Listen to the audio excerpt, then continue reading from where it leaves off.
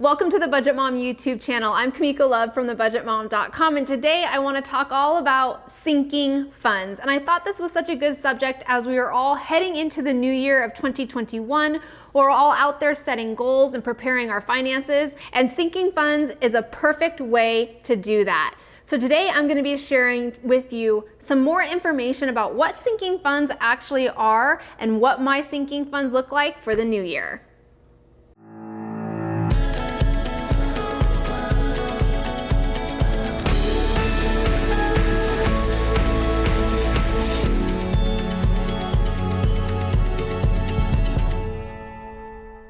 So before I show you what my sinking funds look like for 2021, I want to talk about some other questions that I get, common questions that I get around sinking funds. So let's start with the basics. What is a sinking fund?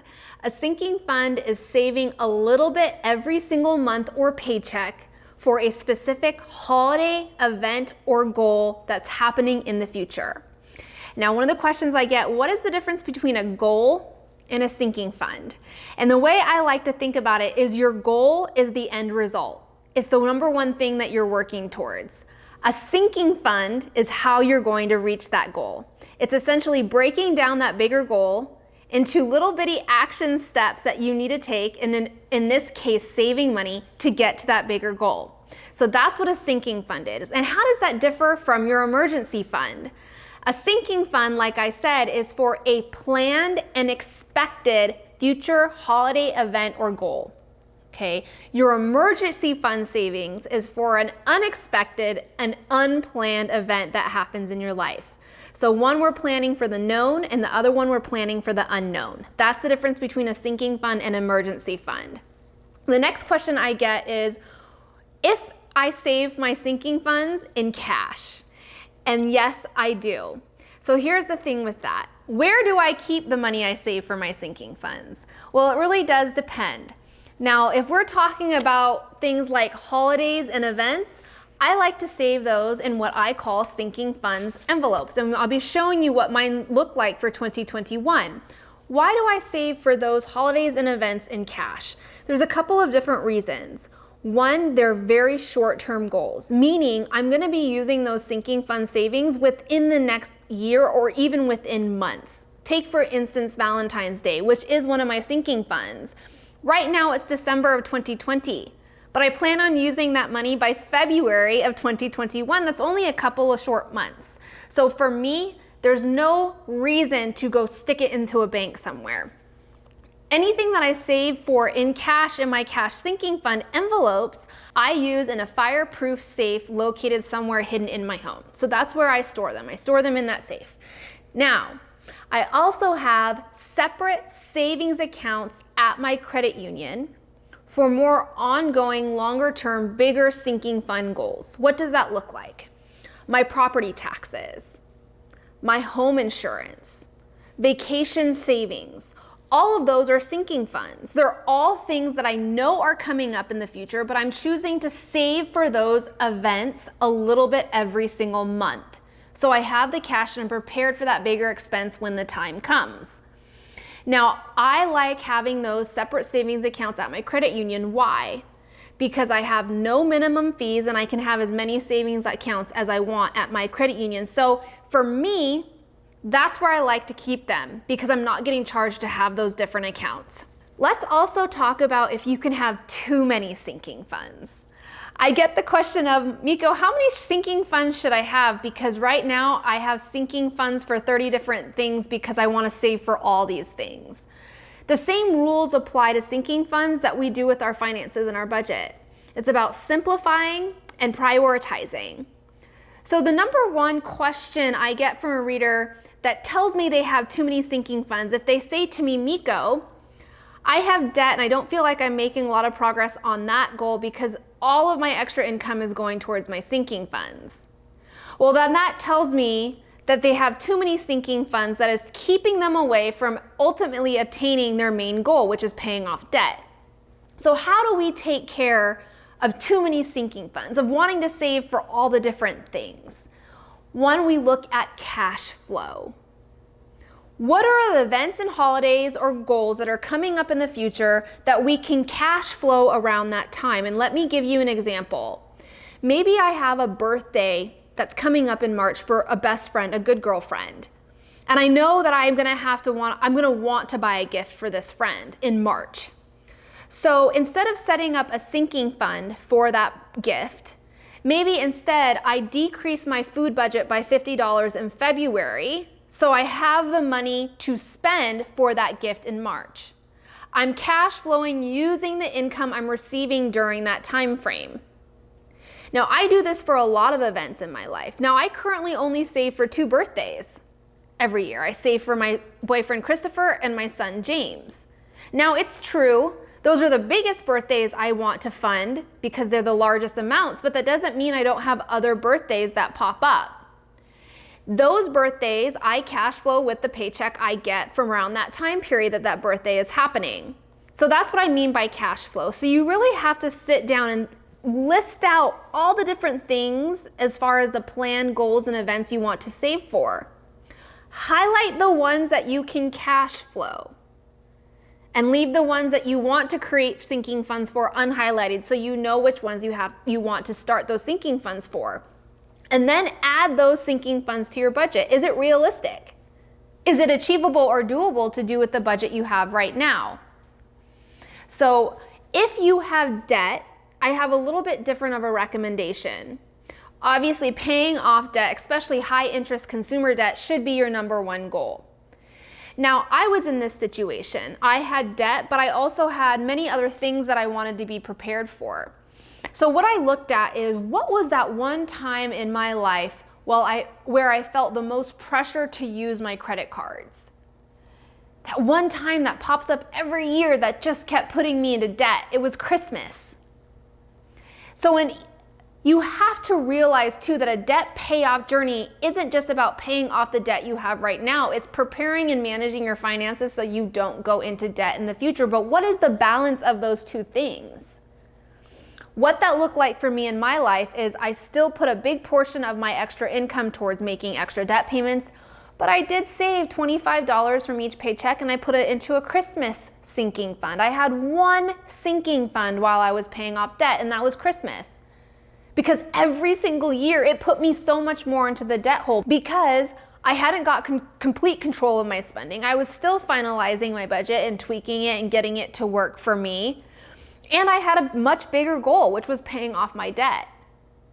So ultimately, it's about writing it out onto a piece of paper, highlighting the ones that you know you could cash flow. And then if you're wanting to start sinking funds for the other, put them into a mock budget with the expenses and spending you have right now. Can you afford to do those? And if you can, are you okay with the trade-offs? Meaning, are you okay with setting that money into savings instead of paying off your debt? And if you're not, then get rid of a sinking fund, look how you can cash flow it, and focus that other money on debt. There's a balance between the two, and it takes a little bit of time to figure out the amount of sinking funds in your life that will work for you. Ultimately, you have to do that legwork and figure that out. Now let's talk about how much to save for your sinking funds. How much do you establish for something like that, say for Christmas? You have to start with what I call a realistic foundation of your spending. Okay, the last thing that you want to do is set yourself up for failure because you're giving yourself an unrealistic goal that's unmanageable in what's happening in your life right now with your budget. So the best thing to do is to look at what you spent on those events last year. And if you aren't currently or haven't tracked your spending in the past, pull up bank statements, pull up credit card statements. Highlight and look all the times you spent money on birthday presents or all the Christmas spending that you did. Add it up. What did it come to? That's your starting point. Now, am I saying it has to be that for your sinking fund amount? No. What I'm saying is start there. Look at how you can rework that spending to fit into a budget amount that works for your finances right now. So maybe last year you spent $2,000 on Christmas and you know for a fact you went into debt to do that. Number one goal, decrease that amount. It's obviously not within your discretionary income because you ended up putting some on debt. So let's get that amount down. Next, where did your money go? If you saw that you had overspending in, say, Christmas gifts, look at ways that you can decrease that spending in that budget category. But you want to at least start with that realistic foundation so you know what you're starting with and what you're working with as far as your realistic spending goes. So let's look at my 2021 sinking funds and what they look like in my life. So what we're looking at is my January 2021 budget. Now I currently get paid once a month, therefore I'm only making one budget a month. Now if you use my budget by paycheck method, then you know you're creating a budget every single time you get paid. So let's look at my sinking funds for 2021. Now, in the end of 2020, I halted my sinking funds so I could focus on one goal, and that one goal was my landscaping. But I'm reintroducing sinking funds back into my budget starting in January, and here's what that looks like. So I have Christmas, I'm doing $137 a month. James and Chris's birthday together, I'm doing $58 a month. Valentine's Day, $90. And then I have more of my bigger goals. So property taxes, house insurance, Disneyland is a bigger goal. So there are a couple of different ones that I keep in separate savings accounts at my credit union. So the sinking funds that I keep in separate savings accounts at my credit union and not in these cash envelopes are property taxes, my house insurance, my car maintenance, my house maintenance fund, and Disneyland, which I hope to do by 2022. Those are all sinking funds that are ones that I save in a separate savings account. Now, for my cash sinking funds, I have the amounts figured out that we talked about earlier in this video. And for my cash envelopes, I have 4th of July. I do have a clothing sinking fund. Now this is what I call more of an ongoing, on and off again sinking fund. So I don't buy clothing for myself very often, but I definitely want to make sure I have the cash available when I do want to buy some new clothes. So I have a clothing sinking fund that I put money into when I have it. When I have extra money, maybe I saved a lot in my food envelope, or I have extra money from someone gave me some money from a holiday, or I received a bonus or something like that, I throw it into my clothing sinking fund. When it hits a higher amount, I stop saving for it until I decrease it again. But I save that in cash, so I have quick access to that money. I also have what's called a Costco sinking fund. Now this sinking fund is to help prepare me for my bigger grocery hauls where I buy things in bulk. About 2, maybe 3 or 4 times a year, I'll make a really big Costco run for bulk meat. And when I do that, my grocery bill is anywhere between $700 to $800 per trip. So I save $100 every single month or every single paycheck for that sinking fund. And I use this cash, which is outside of my food budget, but I have this cash set up and saved up for those bigger grocery hauls. I have Valentine's Day, I have Chris's birthday, I have my house maintenance, James's birthday. I'm starting a brand new sinking funds this year because I'm hoping my son can get back into wrestling. With COVID and the sports being closed down, I'm hoping he can start that again in 2021. It's not looking good, but we're hoping, so I'm gonna be prepared for that. And then back to school, which I use for back to school clothes or anything my son needs going back to school. Now with my house maintenance fund, I know this says $500 as my goal amount, and you can see on the back, I have my goal amount listed on my envelope, but I technically have a bigger house maintenance goal of $12,000. So I have a house maintenance savings account at my credit union, but I also want to keep $500 in cash here at home just in case, outside of my savings account at the credit union, in case I really need fast access to that money. So if you're wondering about how I use my sinking fund envelopes, and you can see I have a tracker right here on the front. And as I save the money, I color in the tracker. So when I hit $332 in this cash house maintenance fund, I'll color in that line. And that lets me visually and quickly see my progress when it comes to my sinking funds. Now, you may have noticed that some of these charts are already filled in. That's because I usually, with the exception of 2020, when I hit a sinking funds goal, I start saving for that same goal immediately for the following year. So I saved some back to school money for 2021 back in 2020 because I hit that goal in July of 2020. And I started saving for that again in September. So I hit that goal already. And you can also see that, for instance, with my Valentine's Day savings. I'm almost halfway through hitting my goal already because I started saving for it in 2020.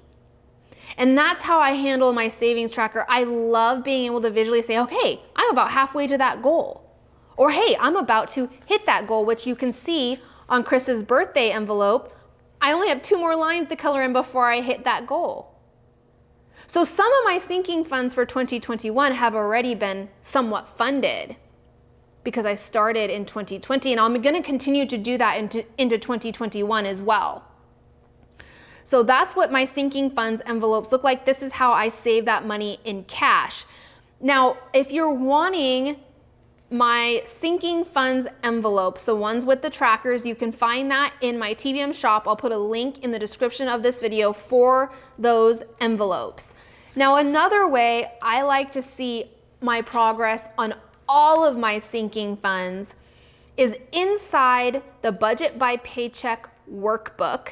Now, I'm currently using the box set, which contains 12 individual booklets, or actually 13 booklets if you include the yearly instructions and worksheets.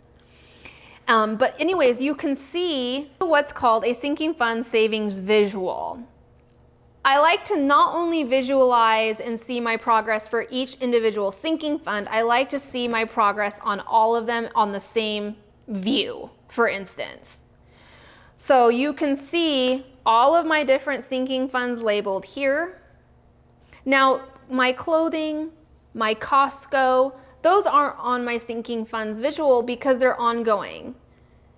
I save it, I use it, I save it, I use it, whereas these sinking funds, I'm saving it and then I'm using it once. So I also have a 529. This isn't a sinking fund, but it is a savings goal. So I put in some other things here. It's just a great way to visually see where your progress is on all of your sinking funds or maybe a savings goal. Now you can see for Chris's birthday, I'm almost to that goal. I'll color in the flower once I hit that goal. James' birthday, I'm almost halfway. Valentine's Day, I'm about halfway. So not all of my sinking funds are on here, but the ones that I want to see all at once. So that is currently how I implement sinking fund savings into my budget.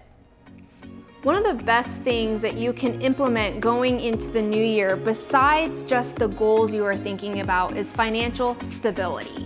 I think that's why sinking funds changed my life and had such an impact on my life. So I encourage everyone to look at least establishing 1 or 2 sinking funds going into the new year, and really giving yourself that financial stability of preparing ahead when it comes to expenses in your life. If you found this video helpful, please like it and don't forget to subscribe. Can you give me a highlighter? Like a pink one?